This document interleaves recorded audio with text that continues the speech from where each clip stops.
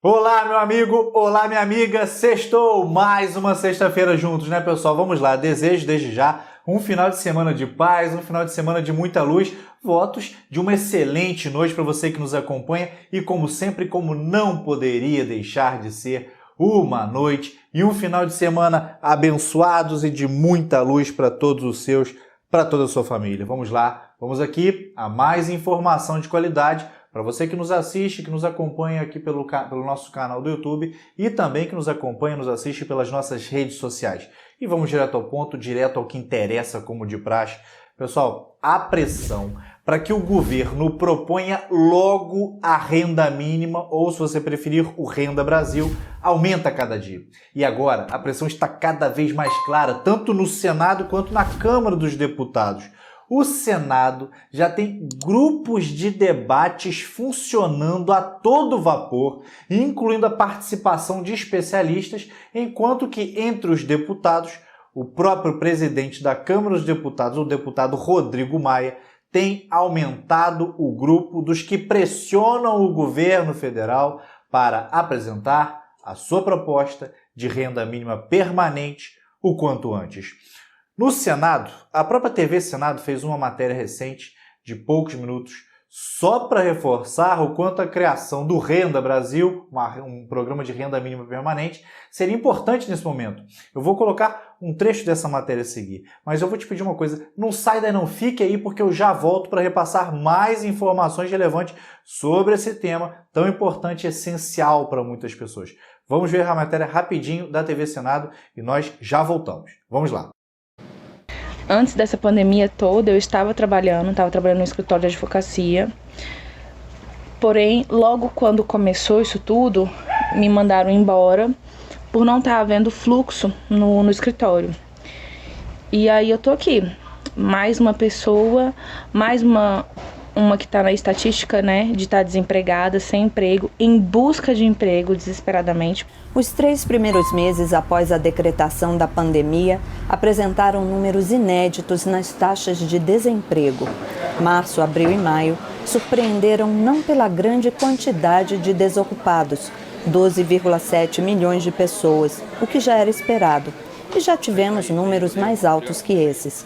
Mas o ineditismo foi que o percentual de pessoas ocupadas caiu para 49,5%, menos da metade de todas as pessoas em idade de trabalhar.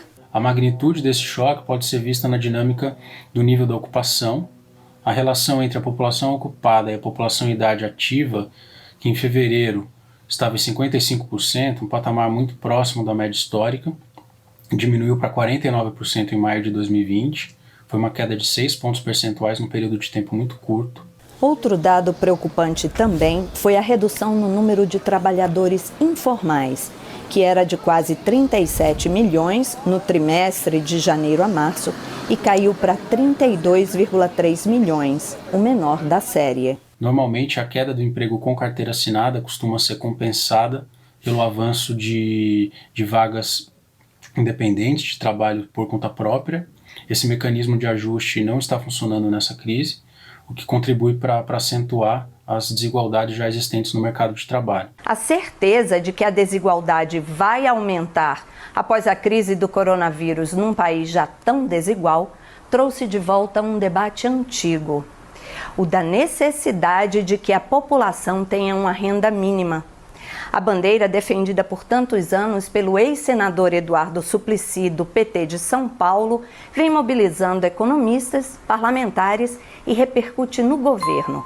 A equipe econômica está elaborando o programa Renda Brasil, que deve unificar programas sociais como Bolsa Família. A ideia de uma renda básica permanente foi debatida em um seminário virtual da IFE, Instituição Fiscal Independente ligada ao Senado. Para os debatedores, a ajuda é fundamental.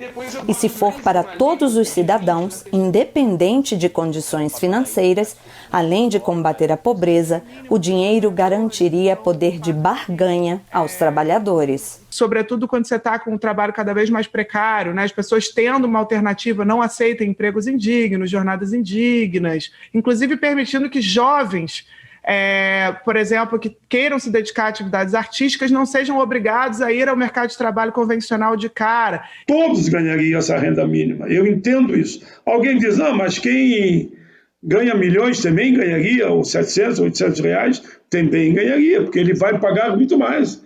Ele vai pagar 10, 20, 30 vezes mais do que aquilo que está recebendo. Voltando aqui, enquanto a pressão aumenta no Senado, do lado da Câmara, né, ontem mesmo, o deputado Rodrigo Maia fez uma live com o banco BTG Pactual. E nesta live, ele deixou bem claro que o governo tem entre 45 a 60 dias para propor e aprovar este projeto, sob pena de ser pressionado novamente a prorrogar o auxílio emergencial de 600 reais. Já pensou, né, pessoal? Pois é, já que parece bem claro que a economia não vai se recuperar tão fortemente a ponto de tudo voltar ao normal como era antes no curto prazo.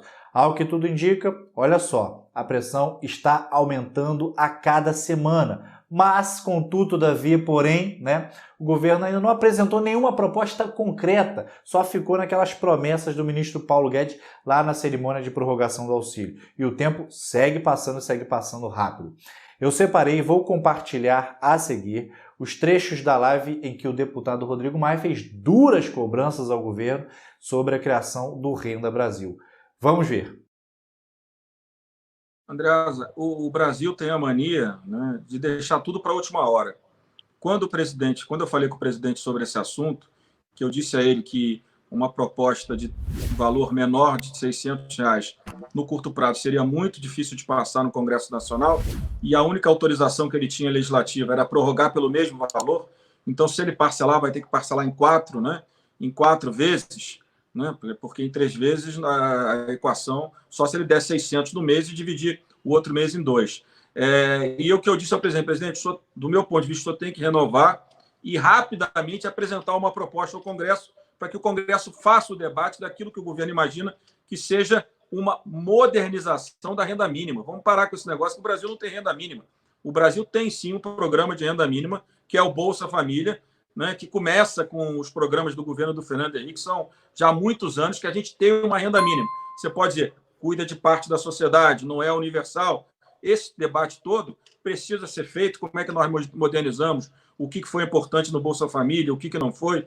Então, eu acho que tem muito debate a ser feito. Agora, nós temos 60 dias para fazer o debate. O governo precisa parar de fazer discurso sobre o tal Renda Brasil e apresentar o programa para o Congresso. O Congresso, tendo espaço, tendo a proposta do governo, vai organizar de forma rápida esse debate e vai, claro, avançar dentro da realidade fiscal brasileira, isso é muito importante, o que pode ser um novo programa, o novo Bolsa Família, o Bolsa Família revisitado, renovado. Agora, se o governo deixar tudo para a última hora, é claro que a pressão da sociedade, a pressão dos deputados, senadores e senadoras, será grande por mais algum período de 600 reais. Nós sabemos que a base dos 600 reais ficou uma base muito grande, o valor é alto, não é que não seja justo, muito pelo contrário, é muito justo, mas a gente sabe que a realidade do Brasil não nos permite sair dessa discussão sem um grande debate sobre o que é o Bolsa Família, né, o que foi ao longo desses anos, o que é a proposta do governo, porque com esse debate a gente consegue fazer essa transição e sair dessa situação e organizar programas sociais que tenham o foco correto nas pessoas que de fato precisam, para que a gente possa continuar atendendo os mais vulneráveis, mas de forma nenhuma que a gente inviabilize a situação fiscal do governo brasileiro. Se tiver o debate, você tem condições de reorganizar a questão do auxílio emergencial, né? Agora, sem nenhum debate, né, fica difícil que você possa falar que o valor é excessivo ou não é excessivo. Agora, nós estamos vendo que o auxílio emergencial ajudou muito a economia brasileira, né? Muitos criticaram e hoje estão olhando o auxílio como um fator que foi relevante. Eu não estou defendendo a prorrogação por mais tempo, porque eu estou dizendo o seguinte, existem milhões de brasileiros que ficaram sem renda, e alguns vão continuar sem renda. Existem milhões de brasileiros que pararam de procurar emprego, por isso que a taxa de desemprego não cresceu mais, que vai aumentar ao longo dos próximos meses, do meu ponto de vista. A nossa comparação nunca pode ser com o mês anterior, no momento de crise, porque as quedas são muito grandes. Qualquer recuperação comparada com o mês anterior parece uma boa recuperação. Não é verdade. Nós temos uma crise grande, uma crise que pode aumentar a desigualdade, vai aumentar desemprego no nosso Brasil. Então, nós precisamos fazer esse debate. Quando o parlamento faz o debate, você sai da discussão emergencial e entra na discussão permanente. O que eu tenho dito é o seguinte: sem nenhuma discussão, as coisas acabam gerando uma pressão que não é correta e que não é boa. Então, o correto é que a gente tenha a proposta do governo e, com a proposta do governo, a gente faça uma discussão sobre o que é possível fazer dentro dos programas já existentes, dentro do orçamento já existente. Como eu disse, a PEC da guerra deve existir até o final do ano apenas. Não estou defendendo que o auxílio emergencial também siga até o final do ano. Eu defendi os 2 meses e digo que a gente deve retomar, deve fazer esse debate sobre o que foi o Bolsa Família, o que é a proposta do governo. E com esse debate, nós temos condição de fazer essa transição de um sistema emergencial para um sistema permanente de forma mais transparente e mais ampla na sociedade brasileira. É engraçado, né? Porque o governo fica contra as coisas que estão garantindo o mínimo de popularidade para o governo. E acho que, do ponto de vista fiscal, tem que tomar cuidado mesmo com esse debate sobre o auxílio emergencial, mesmo sabendo toda a sua importância e aquilo que o parlamento liderou, claro, em relação ao valor. A pesquisa está mostrando o que você está dizendo. Ele conseguiu sustentar esse patamar aí na ordem de 25%, muito pelo auxílio emergencial, né? Então, óbvio que essa questão vai ter um peso importante no debate quando o governo deixar de renovar o auxílio emergencial, pelo jeito isso é assim, 45 dias agora. Aí nós vamos ver do ponto de vista político, né, como ficará a avaliação do governo. É claro que o governo tem outros mecanismos, outros caminhos para recuperar a popularidade do governo, mas sem dúvida nenhuma o auxílio emergencial foi importante e as pesquisas mostram isso, que na base da sociedade, ele manteve